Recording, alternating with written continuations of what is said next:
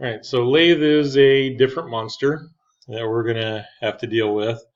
Um, any long-standing lathe guy will tell you that they can write this faster with canned cycles than you can even turn on the computer. And I agree, they can. The problem is that they don't put the part numbers in, they don't do the tool callouts, they don't document. There's no, oh, I'm just totally beating them up. And so when I walk up to a lathe program and it doesn't tell me anything, and the person that wrote it can't tell me what it goes to, it gets deleted and you get to write it again. So my argument would be that if we are having any kind of traceability with this program, and this is a part we're going to see again, if I do this in the CAM program and have it match the tools and list the tools in the header, and we have the machine, we have the part numbers, we have that basic documentation. Yeah, I'll grant you that. Yeah, you're probably faster, but every time you see this part, you're going to be doing it again.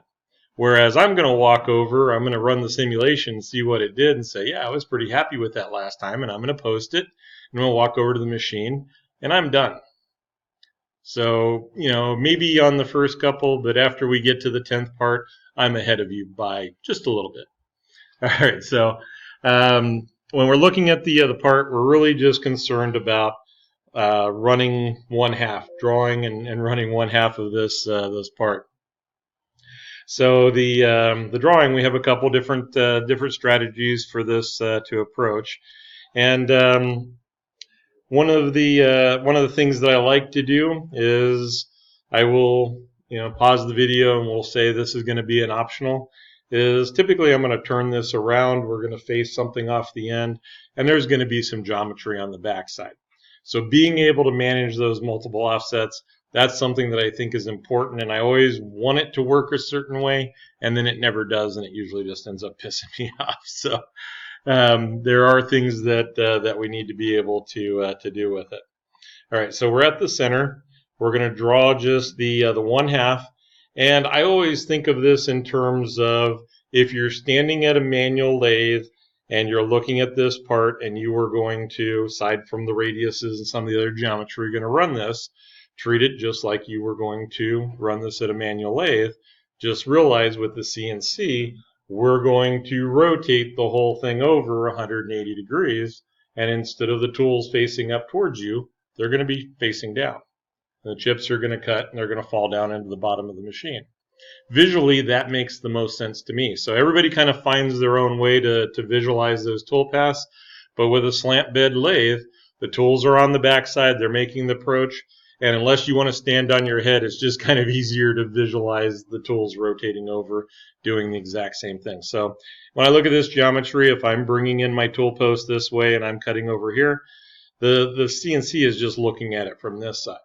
And that's a real easy mental gymnastics. It seems like an easier mental gymnastics for me to do. All right, so we're going to stay with the standard wireframe. If you want to draw this in Solid, if you want to draw it in another CAD program and import it, that's up to you. So for our geometry, I'm going to go into the wireframe. This is 5 inches, and 3 1/4 would be 1 5/8 on the radius. And right now we're still in X and Y. When we switch over to the lathe, this is going to go to D for the diameter, and then our Z is going to become where the X-axis was. All right, so that's going to be in relation to the orientation of that machine. So if I get my geometry going into the rectangle, and the width is still going to be 5 inches and 1.625, and then I'm thinking, yep, I need to go negative on the 5 inches so that I can set this at the origin. And then I also want to lock my dimensions and then place it in the mix. So yeah, the cyan looks a little bit better on the screen than it does up here. All right, so a couple of options. I can do offsets, and so our offset strategy would be to go into the transform, and I'm just going to do an entity offset. We have 1 1/4 from the back of the part, and then this first leg would be 0.625. Right, so if I copy, then I'm reproducing. We're just going to make 1 and 1.25. When I pick the object and then give it a side, I get a new piece of geometry. And then we're going to accept and continue. 0.625. Pick a side to continue. So that's pretty straightforward. Let's see, the 1.375, and we have a diameter of 1.75, so that would give me a radius of 0.875. And I was looking, I know some of the programs, once we switch over to diametral, we can just put in these diameters and we're not having to do radiuses. Because I'm still seeing that XY coordinate system, I'm just going to automatically divide all of my diameters in half and end up with radial dimensions.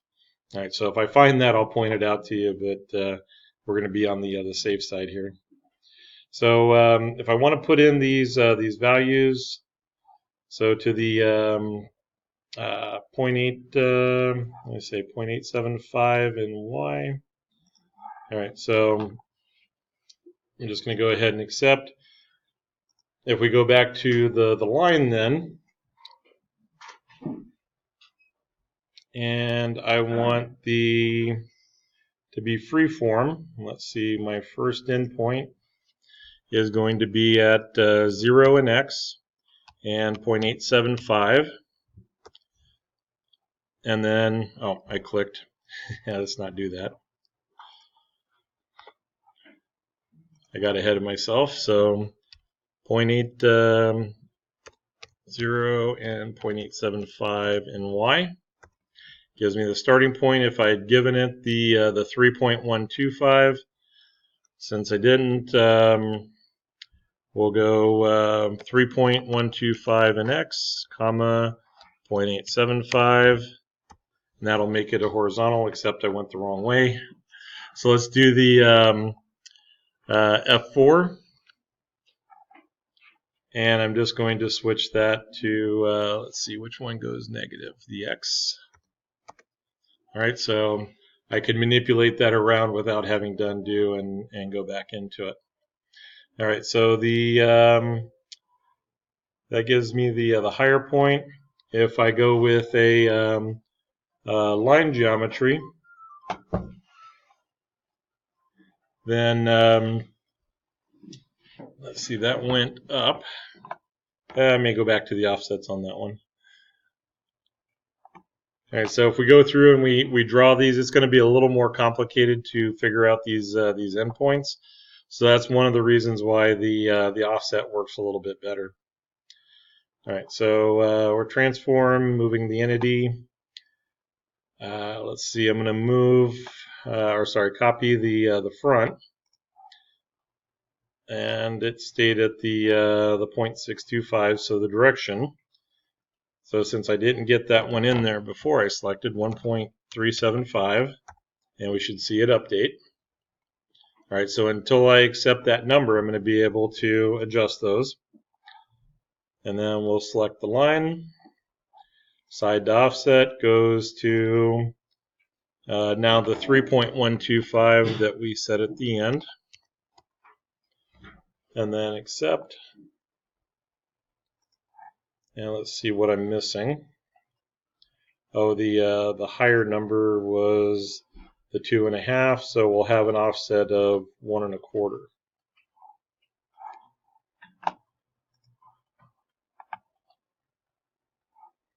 All right, so pick the entity, side to offset, and then 1.25, and that looks pretty good.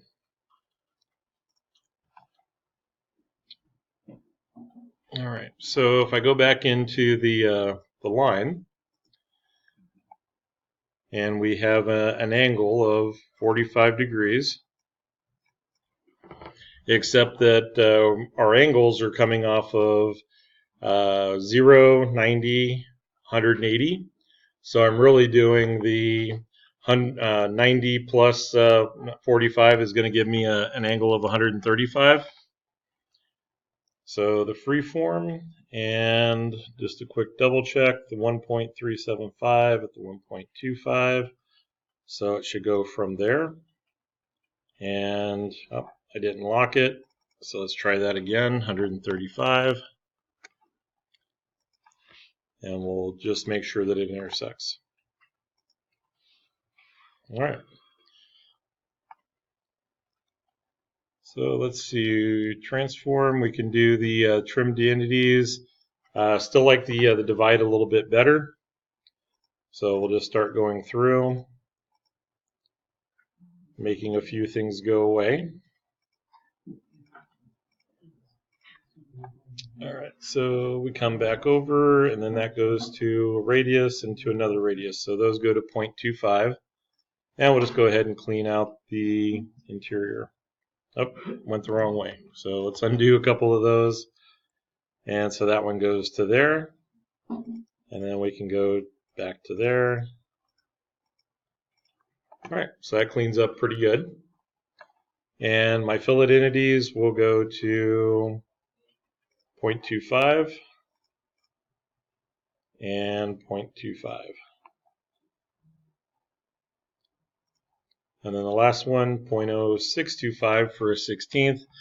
Really a radius, if you're going out to 4 decimal places, you're kind of kidding yourself. Radiuses and chamfers, they're close. They're not that close. I mean, we'll be there, but yeah, I kind of I'm hesitant to say that that's going to be legitimate. All right, so that gives us our geometry. We'll do a quick check. And so, kind of my natural tendency again would be to just start drawing the lines and going from point to point. But if we use those offset entities, it's going to go a lot faster. So you just kind of have to pick in the 2D world what I would pick as my strategy versus what I would do in solids. So if there's interest, I had a couple questions with the solids, so I'll probably redo this later with the solids and add it as an optional watch. All right, so that gives us our geometry. If I wanted to mirror this over, I could make the entire part. I really don't need it. If I was importing a DWG, I would still be centering this up, and I would pretty much just be concentrating on these elements that are the half of the part. So when we go over into the machine and pick the lathe and the default, then it puts us back into the properties. And because I haven't modified, let's see, where did that go? Under the machine, I haven't modified the control definition like we did with the mill. But if I open up that control definition, I'm going to be looking for the same types of things on the defaults. If there's something that I really like to work with, let's see, all the available cycles. Nope. I got to remember where I put it.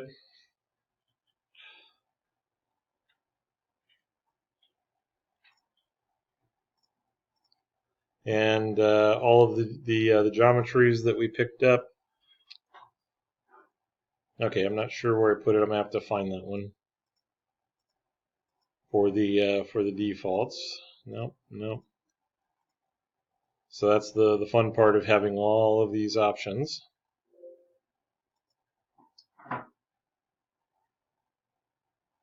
Okay, I'll come back to that one. I'm gonna get in over my head pretty quick there. So what I'm looking for is those the defaults that we set on the mill, and afterwards I'll push a couple buttons. It'll be right there. All right, so the files, we still have our the control definition and then the posts. We haven't really set up a tool library, and the tool settings.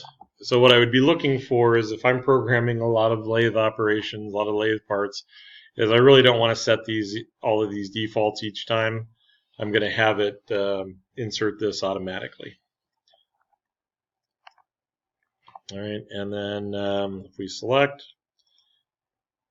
go in the library, 6061 is good enough, and then we go to the stock setup. So the stock, On the mill, we've been pretty much getting a little more advanced, drawing stock boxes, being able to look for the boundaries.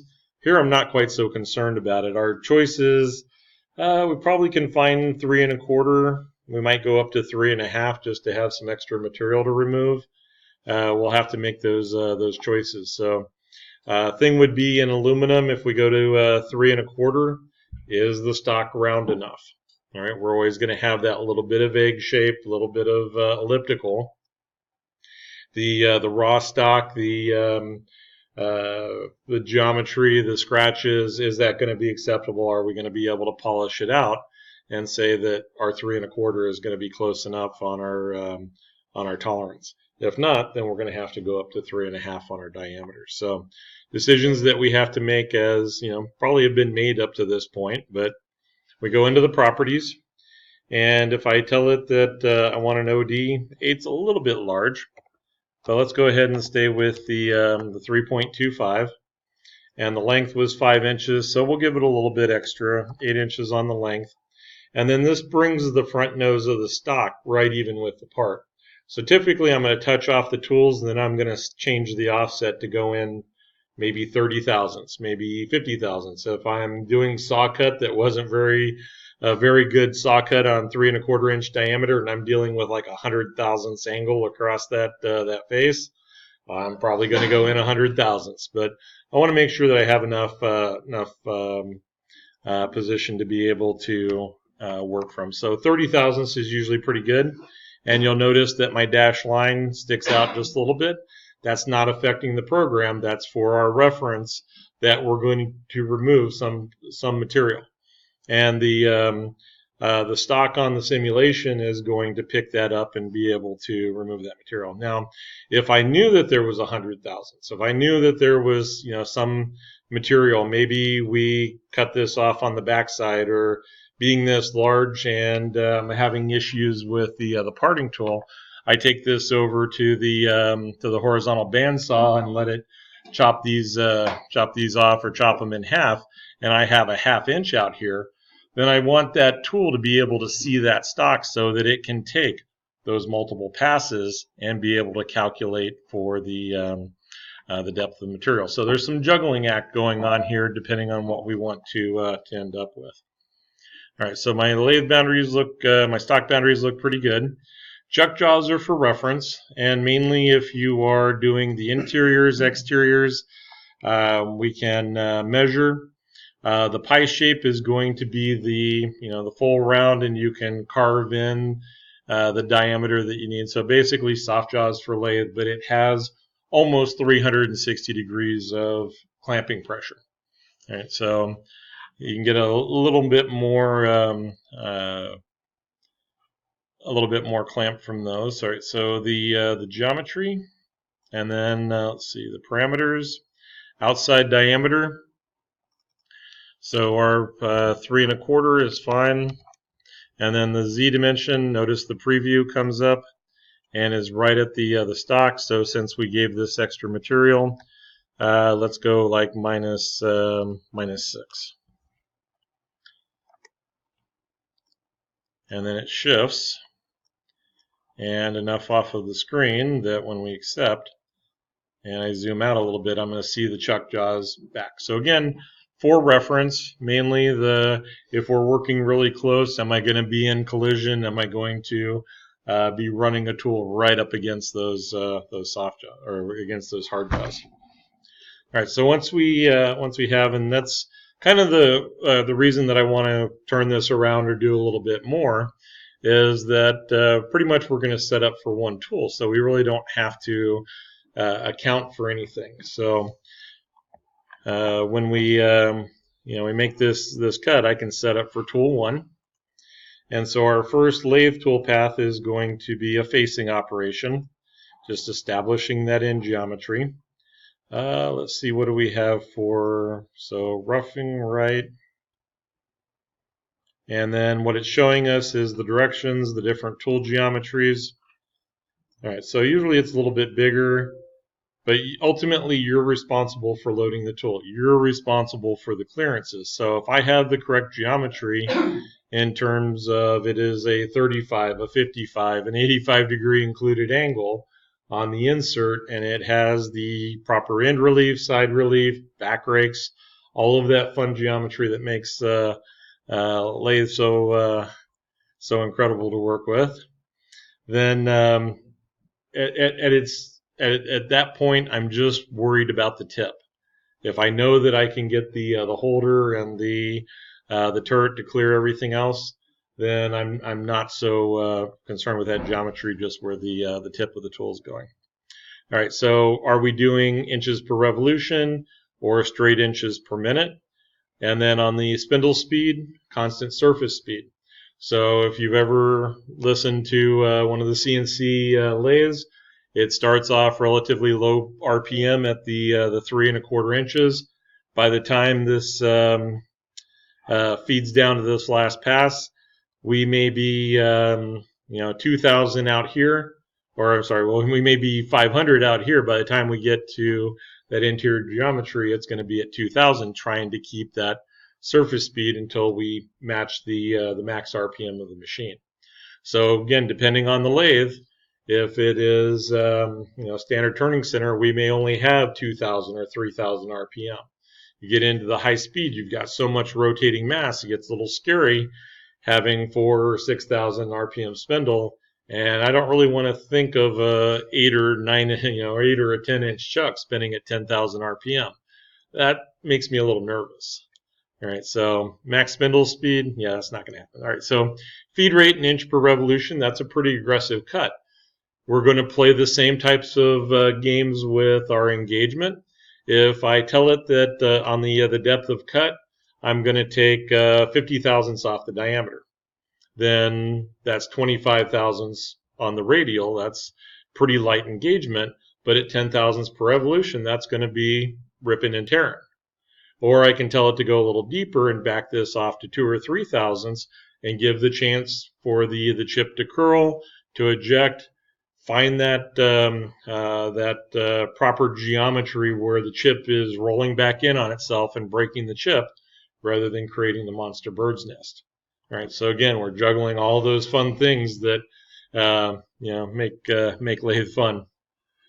So I'm still going to argue, start off on the low side and work your way up. If you can get more aggressive, then we get a little more aggressive. So maybe not that aggressive. I was going to go 5 thousandths rather than 50 thousandths. So I'm not threading just yet. So 5 thousandths of an inch per revolution. And the spindle speed at 200 for aluminum is still a little on the low side. But we want to see what these numbers work. And if we were running high-speed steel, we would be right there. Typically, what I'd be looking at is probably starting in the 400 or 500 surface feet per minute range, and seeing where that falls out on my RPM. If I start cutting and I'm already at my lathe max 2,000 or 3,000 RPM, it's like, well, we'll kind of adjust accordingly. So let's go with a 3,000 RPM max, and then the spindle speed will stay at the 200. And we'll see where it adjusts these numbers out. Are we running coolant? And do we want the flood on? Okay, so that's setting for geometry or our coolant to come on. Home position is pretty much, instead of sending it all the way back, so if we have a relatively large machine with 30 or 40 inches of travel, I really don't want it going back to machine 0. I want it retract to a clear, safe place to do the tool indexes on the turret and to stop the machine so I can load and unload the part. But I really don't want to watch it travel all the way back and all the way forward and all the way back. So 10 inches and 10 inches is usually quite a bit. So let's see, from the machine, from the user defined, or from the tool. And then it was going to let me. Oh, that is buried in the operation somewhere. Yeah, we'll have to go find that in a second. All right, so miscellaneous values, and the stock update is, so after it finishes the cut, the stock will follow the new contour that was created. Nope, not gonna let me have it. All right, so since this is a facing cut, it's going to make the approach feed into the center. And for our facing parameters, how are we going to get it engaged and retract from the part? So the entry mount, 100 thousandths, it'll keep it away. Finishing step over of 10 thousandths.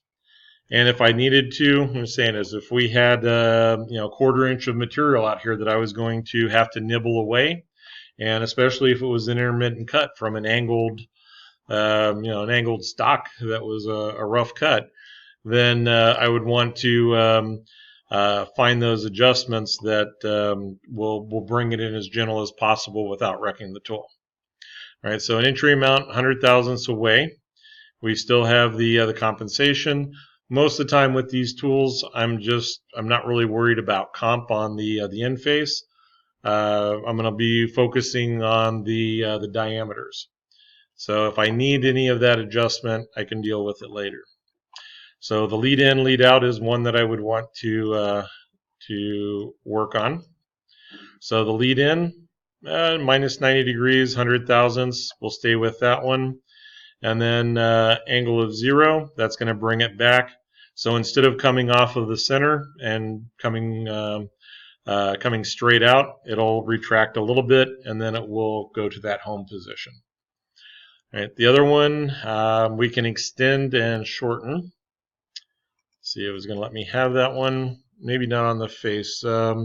Usually I'm looking at it to overrun the center by maybe 10 thousandths just to compensate for any radius, that we're not leaving that little nub, little piece right at the center of the part.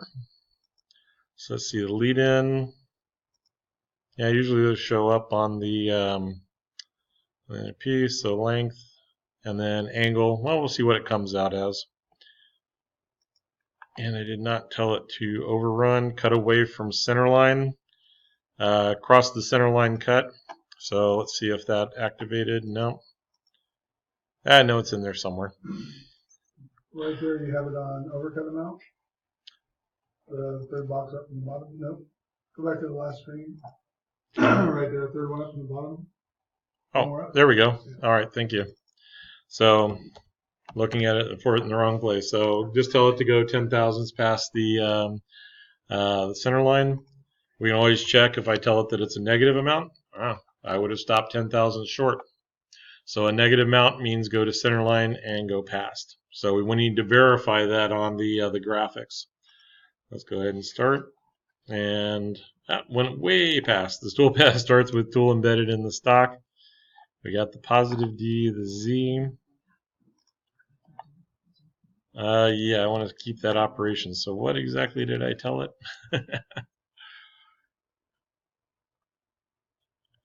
So entry amount 100 thousandths, finish step over for the 10 thousandths, overcut of 10 thousandths. Track goes out. Those, just making sure that those weren't 1 inch marks.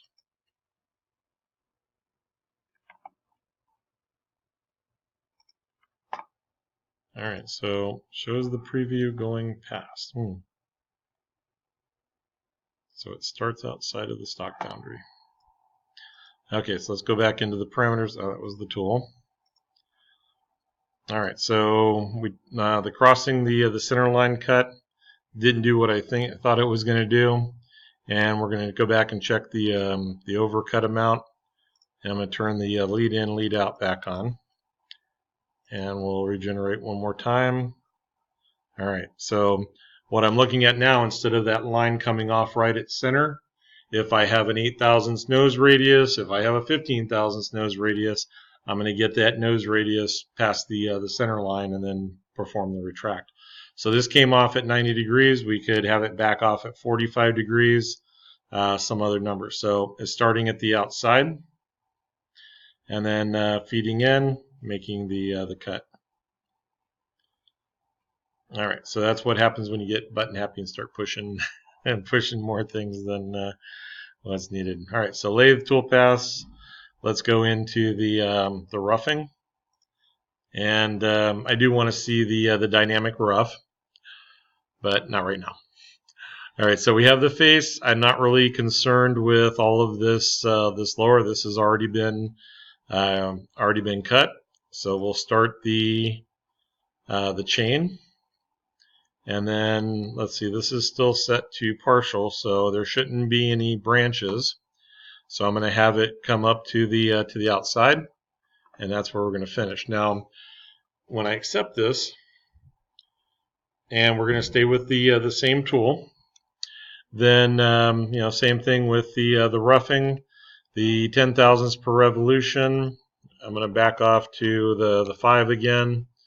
Plunge feed of 5 thousandths, and the spindle max of 3,000.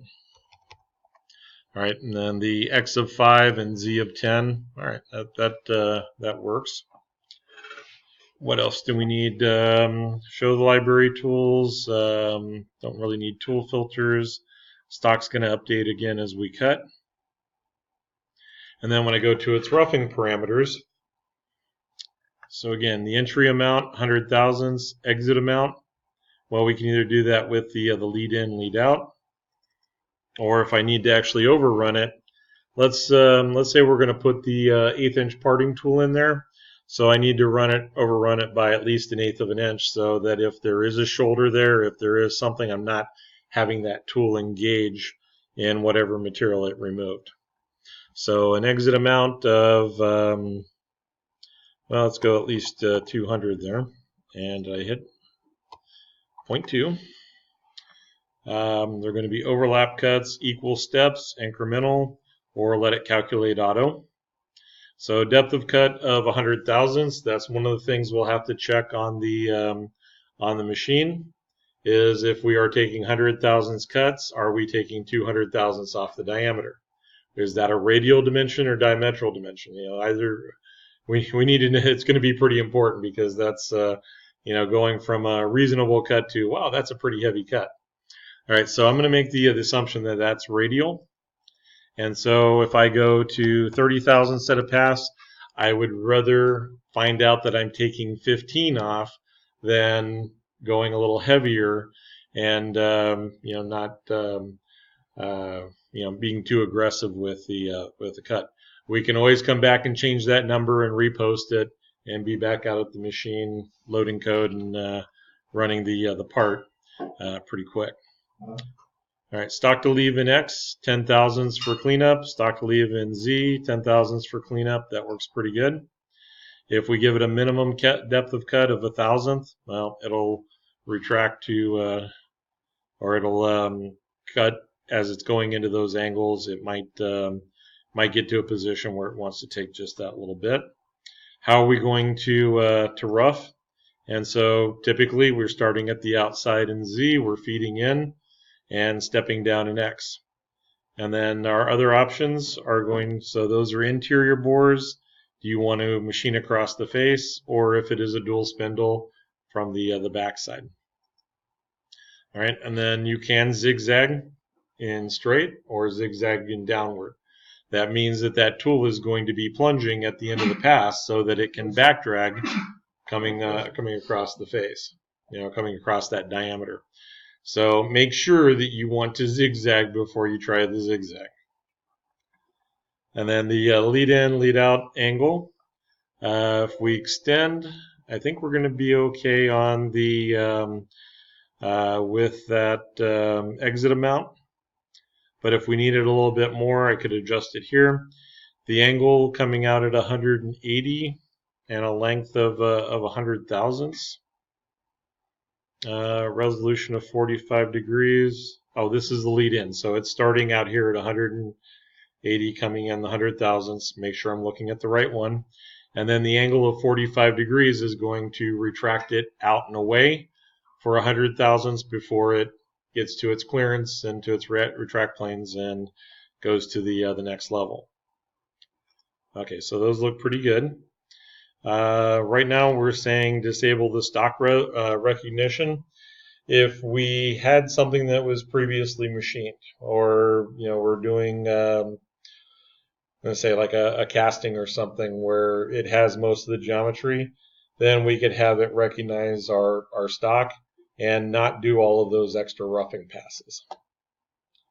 All right, so let's see what we get. All right, bunch of passes.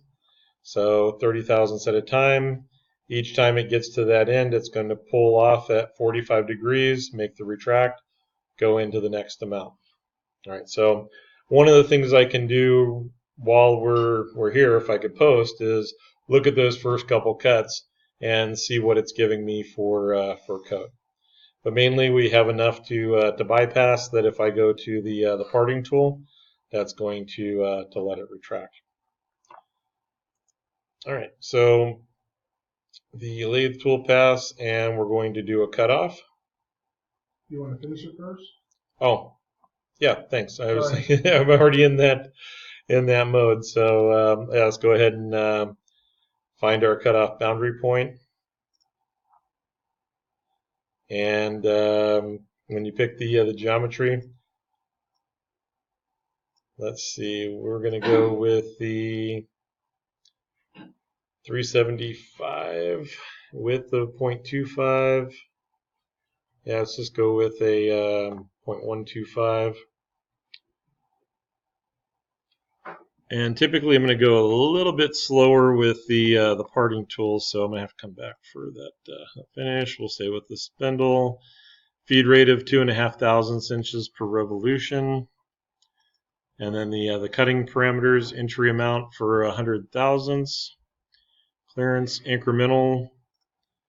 Let's start that a little bit shy, 2 thousandths. Oh, 2 decimals. And tangent point, back face is stock. Cut to the front radius of the tool. And angle of 90 degrees of minus 90. So it goes out, and then angle of 90 coming back. Well, we'll see what that looks like. All right, so let's see what it generates. All right, so there again, they have that little angle because the tool holder is plunging and saying, yeah, it's going to cut into our geometry. So let's go take a look at that tool. All right, so types, inserts, and if we go to E, it's only showing a 1/2 inch. Well, we need probably, let's just make it 1 3/4 inches and see if that corrects. So that should push the holder overall, and the C value may still. So C of 0.75. Let's go ahead and make that the same. One of those will catch it, hopefully. No operations were selected.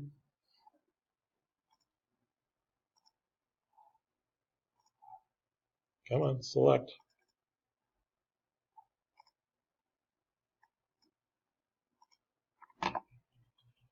We'll just regenerate everything. All right, so instead of seeing the holder gouging in, over there.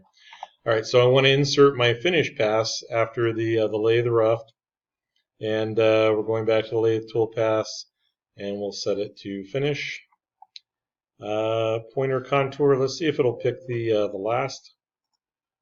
So since that was my last selection, I don't have to go back through and pick the chain once more. We'll go ahead and accept. We're staying with the same tool. And then the finish pass, finish step overs, stock to leave 0, stock to leave. We'll check the lead in, lead out. So 180 degrees, length of 100 thousandths. Lead out again at 45 degrees. And I'm not so concerned about it retracting right at the end. It would be nice if it extended just a little bit. So again, taking care of the nose radius, there's 10 thousandths difference there. I could end up with a little bit of a bump. So let's go ahead and check the parameters. And so on this one, since it doesn't give us that extension, we'll go into the lead in, lead out. And the amount to extend, we'll go ahead and let it take out the 200 thousandths.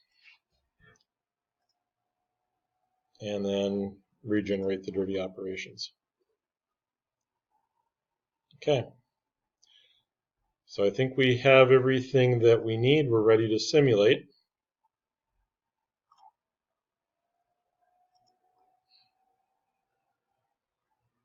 And we see the facing operation. That was really quick.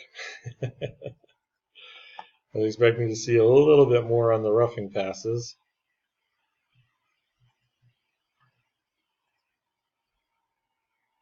Oh, you know what's selected? Yep, not everything's selected. That would be why. All right, so make sure you have all the check boxes.